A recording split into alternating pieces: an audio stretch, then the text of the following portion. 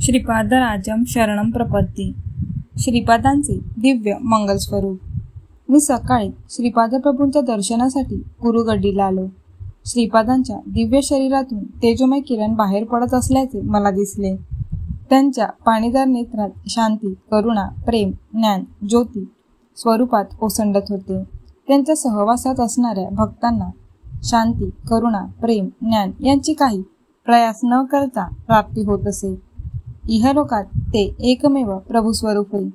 निराकार तत्व साकार होऊन सगुण रूपाने मानवाकार घेऊन डोळ्यासमोर दिसल्याने मी आनंदाने भावविभोर झालो. श्रीपादांच्या अनुग्रहामुळे त्यांच्या जवळ येऊन नमस्कार करण्याचे मला भाग्य लाभले. त्यांच्या मुखाकडे पाहताच एक अलौकिक शांती, वात्सल्य, प्रेम माझ्या अंतरंगात व्यापून माझ्या मन, शरीर आणि हृदयात अवर्णनीय आनंदाची अनुभूती झाली. मी श्रीपादांच्या चरणांना अत्यंत श्रद्धाभावाने स्पर्श केला. माझे शरीर त्या स्पर्शाने हलके हलके वाटू लागले. माझ्या डोळ्यातून तेज बाहेर आल्यासारखे वाटले. माझ्या शरीरातील प्रत्येक अवयवातून काळे तेज बाहेर येत होते. त्या तेजाने माणसाचा आकार धारण केला. तो आकार माझ्यासारखाच होता. श्रीपादांनी मंद हास्य करीत मला प्रश्न केला, तुझ्यासारखा आकार असलेला तो कोण आहे ते कळाले का? मी म्हणालो, स्वामी, तो आकार मी पाहिला.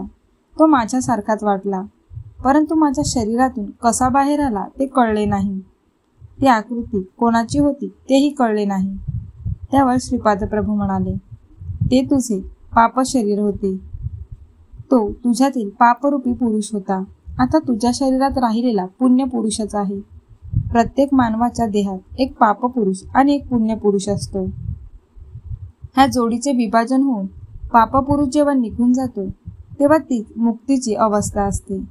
ब्राह्मण कुलात जन्म घेतल्यावर निष्ठावंत होऊन पाप शरीराचे दहन करून उरलेल्या पुण्य शरीराचा आपल्या उत्तम कर्मांनी उद्धार करावा. ब्राह्मणांनी आपल्या यजमानांकडून वेदशास्त्रातील विहित कर्म करवून घेताना आपल्या उपजीविकेपुरतेच धन घ्यावे. अशा प्रकारे न केल्यास ब्राह्मणास यजमानाच्या पापांचे वाटेकरी व्हावे लागते. त्या पापांना ब्राह्मणाने आपल्या तमगुणरूपी अग्नीत दहन करावे. अशा प्रकारे जीवन जगणारा ब्राह्मत्वास प्राप्त होतो. अन्यथा तो जातीनेच केवळ ब्राह्मण असतो, ब्रह्मज्ञानी व ब्राह्मण नव्हे. आमचे आजोबा बापनाचार्यालू वडील अप्पलराज शर्मा हे दोघे सद्ब्राह्मण होते. माझी आजी आणि माता सुमती महाराणी या दोघी परमपवित्र स्त्रिया होत्या. त्यांचे केवळ स्मरण केल्याने लक्ष लक्ष पापे नाहीशी होतात. असे बोलणे झाल्यावर श्रीपाद प्रभूंनी क्षणभर मौन धारण केले. नंतर आपल्या उजव्या हाताच्या बोटांनी भूमी स्पर्श केला. त्यावेळी त्यांच्या डाव्या बाजूने प्रकाशाचा एक झोत निघाला आणि यज्ञासाठी लागणारी साधन सामुग्री प्रकट झाली.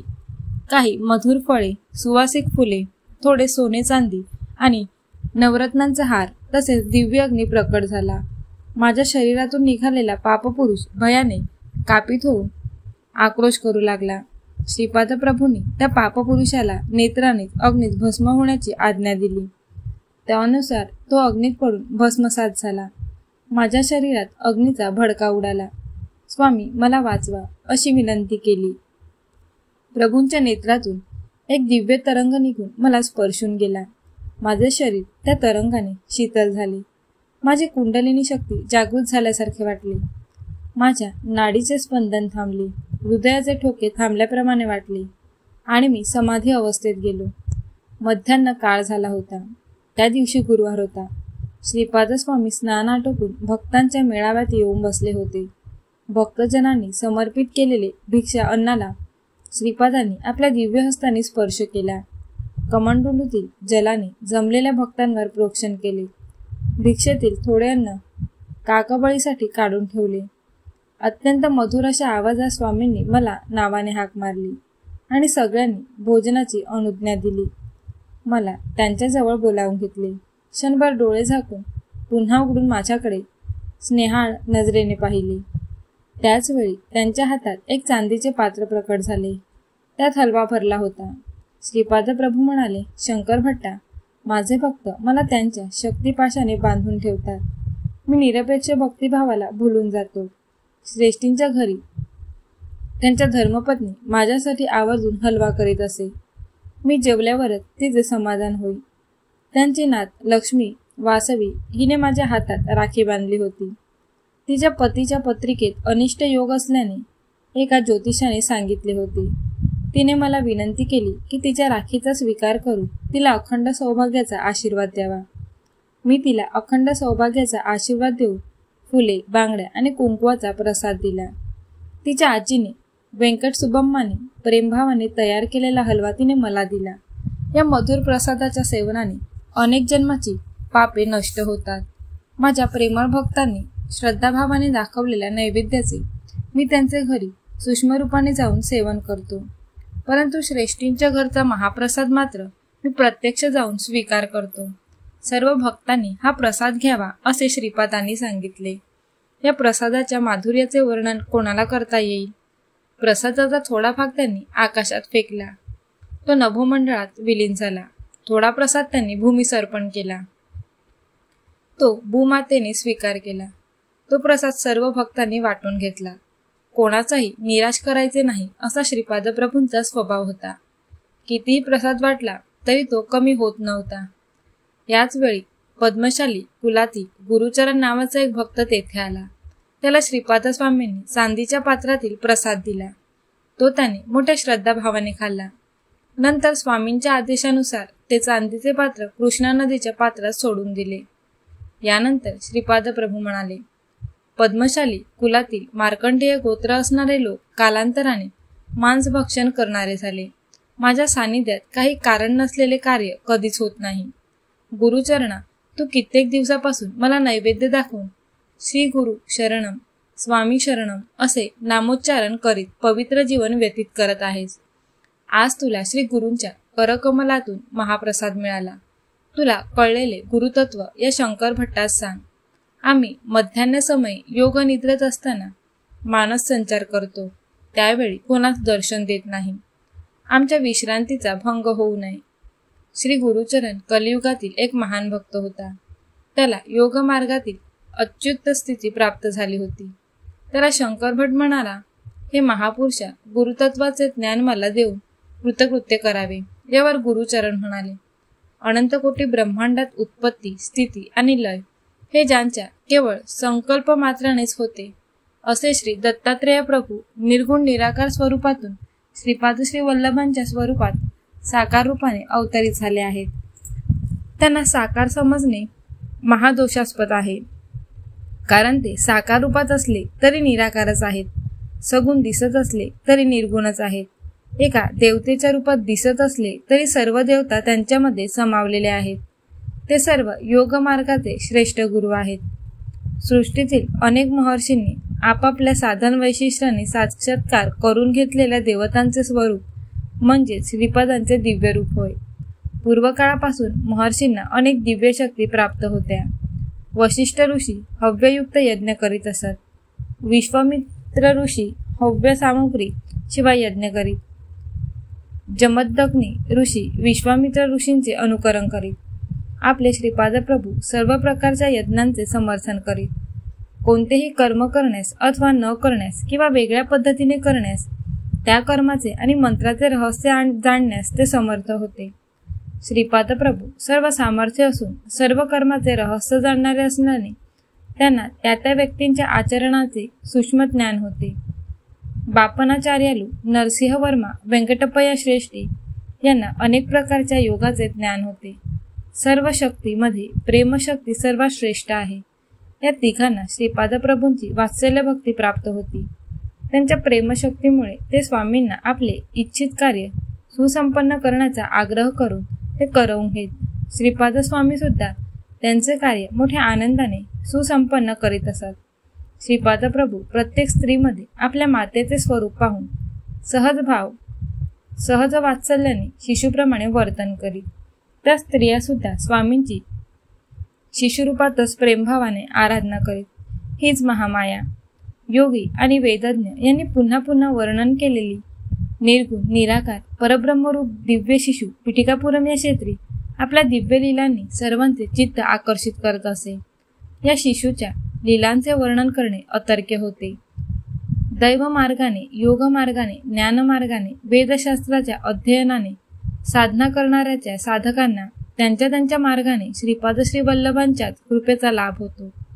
यानंतर शंकर भट त्या महान भक्त श्री गुरुचरणांना म्हणाले, महाराज, आपणास श्रीपाद स्वामींचे प्रथम दर्शन कसे झाले तो कथा सांगून माझा उद्धार करावा.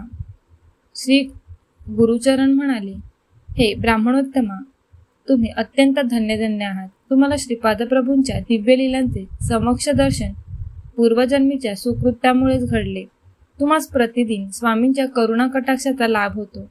मी देवभक्त कुटुंबात जन्मलो. लहानपणापासून मी आमचे कुलदैवत श्री दत्तप्रभूंची भक्ती करत आहे. आमच्या कुटुंबात अनेक आर्थिक समस्या होत्या. मी दत्तात्रेयांची अत्यंत श्रद्धेने आराधना करीत होतो, परंतु समस्या कमी होत नव्हत्या. आमच्या गावातील काही लोकांनी मला सल्ला दिला की तुझ्यावर श्री दत्तात्रेयांची कृपा नाही. तू दुसऱ्या कुलदेवतेची निवड करून त्यांची आराधना कर. असे केल्याने तुझे संकटातून निवारण होईल. मी त्यांच्या मतास सहमत होऊन रात्री झोपलो. मला स्वप्नात एक भयंकर कसाई दिसला. तो प्रेमाने शेळ्यांचा सांभाळ करीत असे, परंतु दररोज तो काही शेळ्यांचा बळी देत असे. त्याच्या हातातील कोयता पाहून मी भयभीत झालो. तो मेघाप्रमाणे गंभीर स्वरात म्हणाला, मी दत्त आहे. तू कोणत्याही देवदेवतांची आराधना केली तरी त्या स्वरूपात मीच असतो. तू आराधना करणाऱ्या देवास नामरूपाने बदललेस तरी मी बदलणार नाही. मी तुला कधीच सोडणार नाही. तू माझी छाया आहेस. माझी छाया मला सोडून कशी राहील? समस्त देवदेवतांच्या संकल्पांना आणि समस्त कोटी मानव संकल्पांना चालविणारा महासंकल्प मीच आहे. भगवत अवतारातील भगवत स्वरूपाला कांती देणारा असा तो ब्रह्म मीच आहे. वाघाच्या तोंडातून एखादा प्राणी सुटू शकेल, परंतु माझ्या हाती असलेला तू मला कधीच सोडवू शकणार नाहीस. दत्तभक्तांनी सिंहाच्या छाव्याप्रमाणे शूर असावे आणि भित्रेपणा सोडून द्यावा. मी सिंहासारखा आहे. सिंहाच्या पिल्लांना सिंहाजवळ भय नसते. ते त्यांच्याबरोबर मुक्तपणे खेळत असतात. मी या कोयत्याने तुझा वध करीन. तुझे रक्षण करणारा त्रैलोक्यात कोणी नाही. मी अत्यंत भयभीत होऊन ओरडलो आणि त्याच वेळी माझा स्वप्नभंग झाला. घरातील लोक काय झाले असे विचारू लागले. मी त्यांना स्वप्नातील वृत्तांत कथन केला. आमच्या आर्थिक समस्या दिवसेदिवस अधिकच वाढत होत्या. कोणत्या जन्मात केलेल्या कर्माचे फलस्वरूप ही दरिद्र अवस्था आम्हास भोगावी लागत होती ते कळत नव्हते. सकाळ होतात एक हरिदास आमच्या घरासमोर आला. त्याच्या हातात चिपळ्या होत्या. तो हरिनामाचे गायन करत होता. त्याच्या डोक्यावर तांदुळाचे टोपले होते. हा एक विचित्र हरिदास होता. त्याच्या टोपलीत एक औदुंबराचे रोप होते. तो दारासमोर उभा राहून तांदूळ देता का असे विचारत होता. मी घरात तांदूळ शोधित असताना एक मुठभर कण्या मिळाल्या. त्या कणांचा स्वीकार करून तो म्हणाला, महाराज, काल रात्री एका कसायाने गुरुचरण नावाच्या एका दत्तभक्ताची हत्या केली. आश्चर्याची गोष्ट अशी की त्या दत्तभक्ताचे प्राण त्याच्या शरीरातून निघून या औदुंबराच्या रोपात प्रविष्ट झाले. औदुंबराच्या वृक्षाखाली श्री दत्तप्रभूंचा निवास असो असे प्रमाण आहे. हे रोप असामान्य आहे. गोदावरी मंडलातील पिठिकापुरम एक महान क्षेत्र आहे. तेथे श्री दत्तात्रेय श्रीपाद श्री वल्लभांच्या रूपात वास्तव्य करीत आहेत. श्रीपादांच्या आजीच्या औदुंबर वृक्षाचेच हे रोप आहे. हे रोप तुमच्या घरी लावलेत तुमच्या सर्व कामना पूर्ण होतील. त्या हरिदासाचे वक्तव्य ऐकून मी भ्रमितच झालो. मी म्हणालो, गुरुचरण मीच आहे. माझी हत्या झाली नाही. मी दत्तभक्त आहे. मी स्वप्नात एक कसाई पाहिला होता. तो मला मारून टाकीन असे म्हणाला होता. औदुंबर वृक्ष महिमा. एवढ्यावर हरिदास जोराने हसला आणि म्हणाला, तू म्हणतोस ते खरे आहे का? नाही म्हण. या सृष्टीत असलेल्या अनेक मार्गाचे आदिगुरु म्हणजे दत्तच आहेत. ते भविष्यात घडणाऱ्या घटना जाणतात. त्यांच्यासमोर आपण अगदी क्षुद्र असतो. पत्रिकेत अनिष्ट काळ असे जरी दाखविले असले तरी गुरुदेव त्यांच्या शिष्याला घोर असा मानसिक त्रास, घोर अपमान पचविण्याचे सामर्थ्य प्रदान करतात. घोर कष्टातून बाहेर काढून त्याचा कर्मक्षय करून त्याला पुनर्जीवन देतात. तसेच अवतारी पुरुष त्यांच्या आश्रितांचे दुःख दूर करून त्यांच्या व्याधी कमी करून त्यांना पुनर्जन्म प्रदान करतात. दत्तात्रेय प्रभू त्यांच्या भक्तांना प्राणशक्ती देऊन त्यांचा नित्य निवास असणाऱ्या औदुंबर वृक्षातून निघणाऱ्या प्राणशक्तीद्वारा आपल्या भक्तांचे रक्षण करतात. अल्पबुद्धीचे साधक मात्र असे समजतात की त्यांच्या शरीरातील प्राणशक्तीमुळे ते जिवंत आहेत. खरे तर ती प्राणशक्ती औदुंबर वृक्षातून निघून भक्ताचा शरीर व्यवहार उत्तमपणे पार पाडू शकते. भक्त मरणावस्थेत असल्यास त्या क्षणी औदुंबर वृक्षातून निघालेली प्राणशक्ती भक्ताच्या शरीरात प्रतिष्ठित होऊन भक्ताचे आयुष्य थोडे वाढवते. ही प्राणशक्ती परिपूर्ण असते, कारण प्रत्येक औदुंबराच्या वृक्षामध्ये सूक्ष्म रूपाने श्री दत्तात्रेय प्रतिष्ठित असतात. हरिदासाने सांगितलेला वृत्तांत आश्चर्यचकित करणारा होता. कृष्णदास नावाचा एक व्यापारी त्या मार्गाने जात होता. मी त्या औदुंबर वृक्षाला मोठ्या प्रेमाने आणि भक्तिभावाने वाढवित होतो. काही दिवस असेच गेले. आमचे एक दूरचे नातेवाईक रेशमी कापडाचा व्यापार करीत असत. ते वृद्ध झाले होते. त्यांना मूलबाळ नव्हते. माझ्यावर त्यांचे प्रेम होते. ते आमच्या घरात वास्तव्यास होते. त्यांनी थोडे धन देऊन रेशमी कापडाचा व्यापार करण्यास सांगितले. ते सुद्धा आमच्या घरी असलेल्या औदुंबराच्या वृक्षास भक्तिभावाने प्रदक्षिणा घालून श्री दत्तप्रभूंची आराधना करीत. आमच्या घरी कोणतीही आपत्ती अथवा संकट आले असता आम्ही औदुंबराला प्रदक्षिणा घालून आमचे दुःख निवारण करण्यास सांगत असू. आमच्या याचना दत्तप्रभूंना कळत असत. आमची संकटे दत्तकृपेने दूर होत होती. श्री दत्तप्रभूंना नवस केला असता तो औदुंबराच्या वृक्षाकडून पूर्ण होत असे. औदुंबराच्या वृक्षाची सेवा करणे दत्तभक्तांचा महत्त्वाचा विधी होता. घरात औदुंबराचे झाड असणे म्हणजे साक्षात दत्तात्रेयच घरात असल्यासारखे होते. औदुंबराचा महिमा वर्णावा तितका कमीच. पापकर्माचे फलस्वरूप काटेरी वृक्षाचा जन्म. मी माझ्या व्यापाराच्या निमित्ताने आंध्र प्रदेशात असताना माझ्या भाग्याने पिटिकापुरम क्षेत्री येऊन पोहोचलो. श्री बापनाचार्यालूंचे घर शोधून काढले. त्यावेळी श्रीपादप्रभू बापनाचार्यालूं बरोबर अंगणात बसले होते. त्यांच्या अंगणात एक काट्याचे झाड होते. त्या झाडाला श्रीपाद प्रभू मोठ्या श्रद्धाभावाने प्रतिदिन पाणी घालीत असत. बापनाचार्यालू श्रीपादांना म्हणाले, हे काट्याचे झाड तुला एवढे प्रिय का आहे? संजीवनी वृक्षाचे रोप असते तर त्यावर प्रीती करणे योग्य झाले असते. तू त्या झाडात श्रद्धेने पाणी घालतास अथवा न घातलायस तरी ते वाढणारच आहे. त्यावर श्रीपाद प्रभू म्हणाले, आजोबा, हे काट्याचे झाड पूर्वीच्या जन्मी आपल्या घराण्यातील विश्वावधानी होते. स्वयंभू दत्तात्रेय बापनाचार्यालूंच्या नातवाच्या रूपाने अवतरित झाले आहेत. केवढे हे आश्चर्य! परंतु विश्वावधानी आजोबा परिहासाने म्हणत, केवढा हा देवद्रोह! तेच या जन्मी काट्याच्या झाडाच्या रूपाने आपल्या अंगणात स्थित आहेत. मी, आई, मोठे भाऊ श्री विद्याधरी, राधा, सुरेखा, व्यंकटसुबैया श्रेष्ठींच्या घरी आणि नरसिंह वर्मांच्या घरी मोठ्या प्रेमभावाने जेवण करीत असू. हे आमचे वर्तन विश्वावधानी आजोबांना मुळीच आवडत नसे. ते क्रोधाने म्हणत, मल्लादी आणि मंदकोटा या दोन कुटुंबातील धर्मभ्रष्ट करणाऱ्यांना ब्राह्मण समाजातून बहिष्कृत करा. आज तेच आजोबा काट्याच्या वृक्षरूपात दिसत आहेत. श्रीपाद श्री वल्लभ प्रत्यक्ष दत्तात्रेय आहेत याचे प्रमाण काय?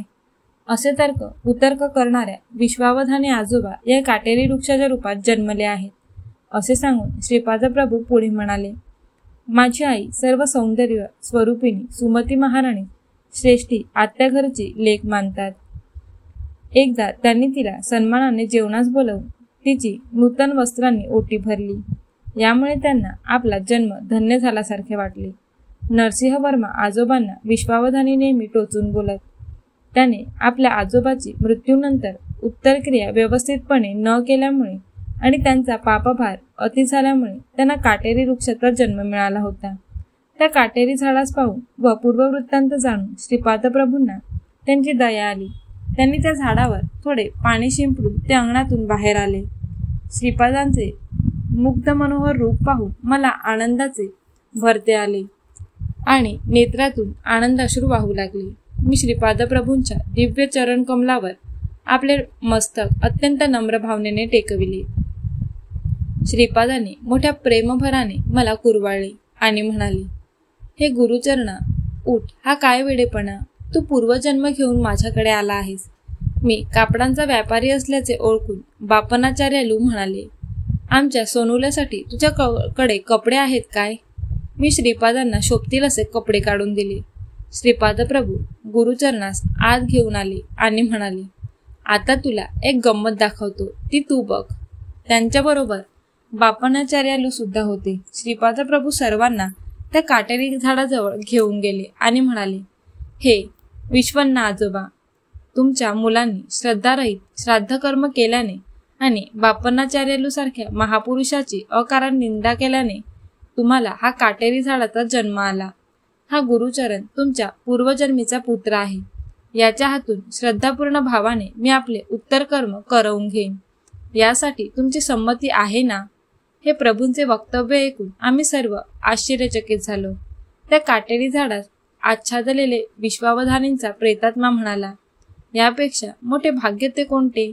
श्रीपादांनी गुरुचरणास ते काटेरी झाड उपटून काढून त्यास अग्नी देण्यास सांगितले. गुरुचरणाने श्रीपादप्रभूंच्या सांगण्याप्रमाणे ते काटेरी झाड उपटून त्याचे दहन केले व नंतर स्नान केले. स्नानानंतर प्रभूंनी त्यास विभूती लावण्यास सांगितले. यावेळी श्रीपाद म्हणाले, भगवान शिव जे भस्म धारण करतात ते महायोगी, महान तपस्वी, महान भक्त, महान सिद्ध पुरुष यांच्या मृत्यूनंतर त्यांच्या शरीराच्या दहनाची पवित्र विभूती असते. शिवप्रभूंच्या तेजमय वलयात हे महात्मे ऐक्य स्थितीत विश्राम करतात. वानर, सर्प, गाय या पशूंची न कळत आपल्या हातून हत्या झाल्यास त्यांची न चुकता उत्तरक्रिया करावी. त्यांचे श्रद्धापूर्वक दहन करून अन्नदान करावे. मंत्रपूर्ण करण्याचा कोणताही विधी करण्याची आवश्यकता येथे नाही.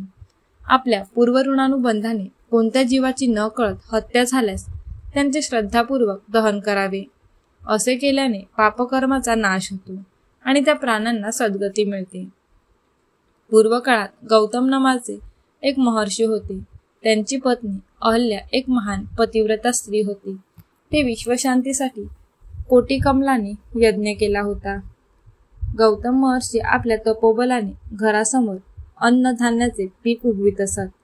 मानवाला आहाराशिवाय जीवन जगणे शक्य नाही. महर्षी गोधनाची सुद्धा वृद्धी करीत, तसेच अमृतासारख्या पदार्थाची निर्मिती करीत.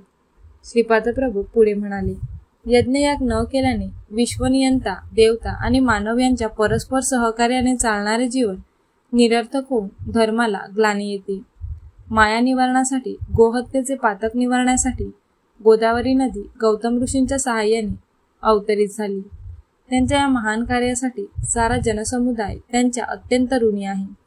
विश्वावधानी हा गौतम गोत्रातीलच होता, परंतु त्यांचा संबंध या गोत्रात जन्म घेणाऱ्या पुरताच होता. त्रेतायुगात पिटिकापुरम या क्षेत्रात सावित्री ताटाक नावाचा यज्ञ करण्यात गौतम महर्षींचा मोठा भाग होता. विश्वावधानींच्या भाग्यानेच त्याला पिटिकापुरम येथे जन्म मिळाला आणि अत्यंत दुर्लभ असे माझे दर्शन त्याच घडले. ते अयोग्य असला तरी माझ्या निर्व्याज प्रेम करुणेने त्यास सद्गती मिळाली. ही सद्गती श्री दत्तात्रेय प्रभूंच्या कृपाप्रसादानेच प्राप्त झाली. ऋणानुबंध नसले तर कुत्रा सुद्धा जवळ येत नाही. आपणास कोणी सहाय्य मागण्यास आल्यास आपण शक्य तेवढी मदत करावी. मदत करणे शक्य नसल्यास आपल्या मधुरवाणीने आपली असमर्थता व्यक्त करावी, परंतु निष्ठुर होऊ नये. जर तुम्ही कठोर वागल्यास सर्व भूतांमध्ये चैतन्य रूपाने वास करण्यास मी सुद्धा तुमच्याबरोबर तसेच वर्तन करीन. तुम्ही जसे लोकांशी वागाल तसे लोक तुमच्याशी वागतील. या संपूर्ण सृष्टीतील सत्याचे एकमेव मूल कारण मी आहे. मी सर्व सत्याचे सर्वमय परम सत्य आहे. वेदात सुद्धा असे सांगितले आहे की ज्ञानाचे अंतिम सत्य ब्रह्म आहे. श्रीपाद प्रभूंचे हे वक्तव्य ऐकून बापनाचार्यालूंच्या डोळ्यात आनंदाश्रू वाहू लागले. मोठ्या प्रेमभावाने श्रीपादांनी ते आपल्या बालहातांनी टिपले आणि म्हणाले, आजोबा, तुम्ही सर्वदा माझ्या ध्यानातच असता.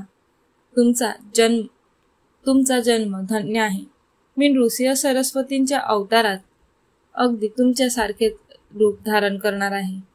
हे त्रिवार सत्य आहे. बोलताना श्रीपादांनी आजोबांचा हात हातात घेतला होता. यावेळी बापनाचार्यालू म्हणाले, श्रीपादा, माझ्या मनात कित्येक दिवसापासून एक शंका आहे, विचारू का? त्या क्षणी श्रीपाद चिरहास्य करून म्हणाले, माझ्याकडे शंका आहे. माझ्याकडे काय शंका आहे? मी 10 वर्षांचा बालक तुमच्या शंकेचे समाधान कसे करू? प्रयत्न करून पाहीन. यावर बापनाचार्यांनी प्रश्न केला. ते म्हणाले, सृष्टी, स्थिती आणि लय याचे कर्ते ब्रह्मा, विष्णू आणि महेश आहेत ना? श्रीपाद म्हणाले, हो, यात काही शंकाच नाही. त्यांच्या स्त्री शक्तिरूपात सरस्वती, लक्ष्मी आणि पार्वती आहेत ना? यावर श्रीपादांनी होकारार्थी मान हलवली. या त्रिमूर्तींना आणि त्यांच्या 3 शक्तींना निर्माण करणारी आदी पराशक्ती आहे ना? श्रीपाद म्हणाले, हो. यावर बापनाचार्यालू म्हणाले, तर त्यांच्यासमोर तू कोण आहेस? तू नेहमी माझ्या बांधवांना सांगतोस ती वासवी कन्या कोण? तुम्ही दोघे भाऊ बहीण आहात, याला काही शास्त्राधार आहे काय? श्रीपाद सर्व देवस्वरूप, सर्व देवतांचे मूळ श्रीपाद प्रभूच एकानंतर एक असे प्रश्न ऐकून श्रीपाद प्रभू मुग्धपणे हसले आणि म्हणाले, आजोबा, आत्ताच तुमच्या दृष्टीसमोर काट्याच्या झाडास सद्गती दिली. मी केलेल्या कामास काही शास्त्रप्रमाण आहे काय? यासाठी अशा प्रकारच्या चिकित्सेची गरज नाही. मी योगी असून सर्व योगक्रियात असतो. यामुळे कोणत्याही भूमिकेत मी समरस होतो. सृष्टी ही माझी मायाच आहे. तिलाच आपण सृष्टी मानतो. संपूर्ण सृष्टीत एकच भगवत चैतन्य भरून राहिले आहे. ते विविध स्थितीत आणि विविध अवस्थेमध्ये परिणामाला वशीभूत होऊन राहिले आहे. या परिणामक्रमाला कालाचा आधार आहे. कालाचे ज्ञान प्राप्त होत असल्याने परिणामचक्र अनुभवास येते. या कालाची गणना आकाशातील सूर्य, चंद्र, तारे, ग्रह यांच्या गतिमानाने कळते. अत्रि महर्षींना त्रिकालाचे आणि 3 अवस्थांचे ज्ञान होते. या सृष्टीतील एक महान पतिव्रता म्हणून अनुसया माता प्रसिद्धी पावल्या. श्रीपाद प्रभू पुढे म्हणाले, मला सृष्टी, स्थिती आणि लय तसेच स्थूल, सूक्ष्म आणि कारण अशा 3 देहाबद्दल आणि भूत, भविष्य आणि वर्तमान कालाबद्दल एकाच कालात अनुभव येतो. यामुळे माझे नित्य वर्तमानच असते. घडून गेलेले, घडत असलेले आणि पुढे घडणारे हे सर्व मी एकाच काळात अनुभवतो. अशा स्थितीत त्रिमूर्ती, त्रिशक्ती माझ्यात असणे ही आश्चर्याची गोष्ट नाही. त्रिमूर्ती, त्रिशक्ती सृष्टीच्या उपपत्तीच्या अगोदर आदिपराशक्तीच्या रूपाने होत्या. ही गोष्ट खरीच आहे. मी आणि आदिपराशक्ती दोघे अभिन्न स्वरूप आहोत. यातील एक सूक्ष्म अंश असल्याने समस्त सृष्टीतील मातृगर्भात एक महासंकल्प आदिपराशक्ती रूपाने विलसत असतो. तेच ब्रह्मयोनी स्वरूप आहे. त्यातूनच त्रिमूर्ती, त्रिशक्तींचा आविर्भाव झाला. त्या आदिपराशक्तीस निर्माण करण्याचा संकल्प असो किंवा सृष्टी रचनेचा संकल्प असो, तो कसा असंभव आहे? याची प्रबोधनी शक्ती मीच आहे. यामुळे महासंकल्प स्वरूप मीच आहे. त्या महासंकल्प सिद्धीसाठीच आदिपराशक्तीचा आविर्भाव झाला. तसेच त्रिशक्तीचा आविर्भाव झाला. तो महासंकल्प स्वरूपच परमगुरु स्वरूप आहे. हा अत्यंत रहस्यपूर्ण विषय आहे. या महान संकल्प स्वरूपात संकल्प मिळतात, तो तत्काळ सिद्ध होतो. संकल्प होणे आणि सिद्धी पावणे हे दोन्ही एकाच वेळी घडत असते. सर्व शक्तींना एकत्र धरून ठेवणारी मूळ शक्ती मीच आहे. सृष्टीतील माता शिशु संबंध, पितापुत्र संबंध, पतिपत्नी संबंध, भाऊ बहीण संबंध हे अनिवार्य संबंध आहेत. या पवित्र संबंधांना आदर्श स्वरूप म्हणून देवी देवता पृथ्वीवर अवतरित होतात. जीव म्हणजे मायेची शक्ती. मी मायेच्या अतीत असलेली महाशक्ती आहे. मायाशक्ती असो अथवा महाशक्ती असो, ती योगशक्तीमुळेच फळद्रूप होत असते. जी महाशक्ती स्त्री रूपातच वासवी कन्यका म्हणून ओळखली जाते, तीच महाशक्ती पुरुष स्वरूपात श्रीपाद श्री वल्लभांच्या रूपात अवतरित आहे. या दोन्ही शक्तींचा आविर्भाव सुद्धा महासंकल्पाला अनुसरूनच आहे. आदिपराशक्तीची अथवा मूळ दत्त स्वरूपाची आराधना केली असता त्रिमूर्ती आणि त्रिशक्ती अंतर्लीन होतात. या दैवी संबंधांना आणि त्यांच्या तत्वांना त्या त्या स्थितीतील अनुभूती केवळ साधना संपन्न जीवनाना अवगत होते. श्रीपाद प्रभूंची आराधना करणाऱ्या साधकांच्या पापाचे निवारण. मृगाजवळ जाऊन त्याला संस्कृत व्याकरणाचा बोध करणे निरर्थक असते. संस्कृत शिकून त्या नीच योनीतून मुक्तता मिळवायची असल्यास मानवजन्मातील मिळणारी समर्थता असणाऱ्या व्यक्तीकडून व्याकरण शिकले पाहिजे. माझा प्रत्येक जीवाशी अंतर्गत संबंध असल्याने मी जीवाचे संस्कार आणि मलिनता स्वीकारतो. प्रतिदिन केलेल्या स्नानसंध्या जपादिकामुळे जीवांची मलिनता मी दग्ध करून त्याला त्या परिणामांपासून मुक्त करतो. वास्तविक पाहता माझी पूजा करण्याची आवश्यकता नाही. माझी आराधना करणाऱ्या भक्तांचे पापसंस्कार मी आकर्षित करून घेतो. भक्तांनी आपापल्या कुलदैवतांची पूजा केल्यास ती माझ्या स्वरूपाची स्थूल पूजा होईल. ती पूजा केल्याने मिळणारे महाफळ माझी आराधना करणाऱ्या भक्तांना मी अर्पण करतो. तुम्ही कर्म न करता केल्यास तुम्हास फळ मिळणे शक्य नाही. म्हणून मी तपश्चर्या आणि महापुण्य कर्माचे आचरण करतो. मी अनंत चैतन्य असल्याने उत्तम कर्म करणाऱ्या साधकांना त्यांच्या योग्यतेनुसार कर्माचे फळ तात्काळ मिळवून देतो. माझे आदिगुरु स्वरूप आहे. माता पिता धनदौलत याचे हक्कदार मुले असतात. त्याचप्रमाणे गुरूंच्या तपोशक्तीचे त्यांचे शिष्य वारसदार असतात. भगवान कृष्णाने गीतेत सुद्धा सांगितले आहे की मानवाला कर्म करणे अनिवार्य आहे. माझ्या तपाराधनेला समाप्ती नाही. श्री दत्तात्रेयांप्रमाणेच मी सुद्धा सुलभ प्राप्त दैवत आहे.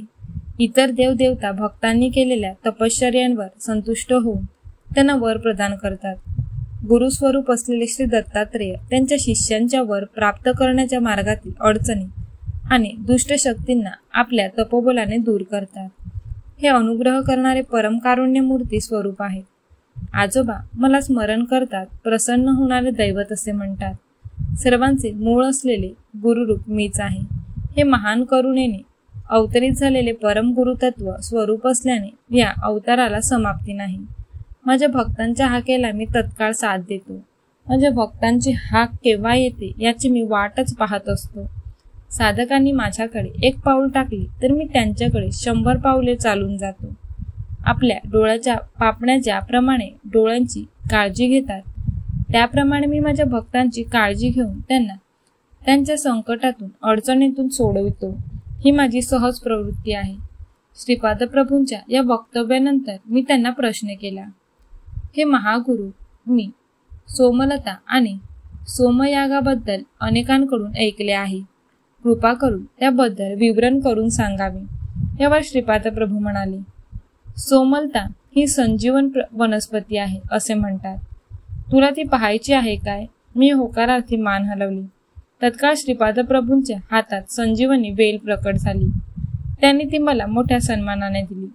तो त्यांचा दिव्य प्रसाद माझ्या पूजा मंदिरात जपून ठेवला आहे. श्रीपाद प्रभू पुढे म्हणाले, ही संजीवनी वनस्पती हिमालयातील पर्वत श्रेणीत, काश्मीरमधील मानस सरोवराजवळ, सिंधू नदीच्या उगमस्थानाजवळ, मल्लिकार्जुन प्रभूंचा नित्य निवास असलेल्या श्रीशैल्य पर्वतावर, सह्याद्री, महेंद्र, देवगिरी, विंध्य पर्वत श्रेणी, बद्री अरण्यात प्रांतात मिळते. या मुळीच्या प्रभावानेच लक्ष्मणाची मूर्छा दूर झाली होती. या वनस्पतीच्या सेवनाने अनेक असाध्य रोग बरे होतात. लेपाने आकाशगमन सिद्धी प्राप्त झाल्यासारखे वाटते. सेवनाने हाडांना बळकटी येते. नेत्रांची कांती वाढते. श्रवण शक्ती सुधारते. या मुळीच्या प्रभावाने अग्निभय, जलभय आणि विषभय दूर होते. या मूलिकेमुळे अष्टसिद्धी प्राप्त होतात. ह्या संजीवनीच्या झाडाला शुक्ल पक्षाच्या सुरुवातीपासून रोज एक पान येऊन पौर्णिमेपर्यंत 15 पाने येतात.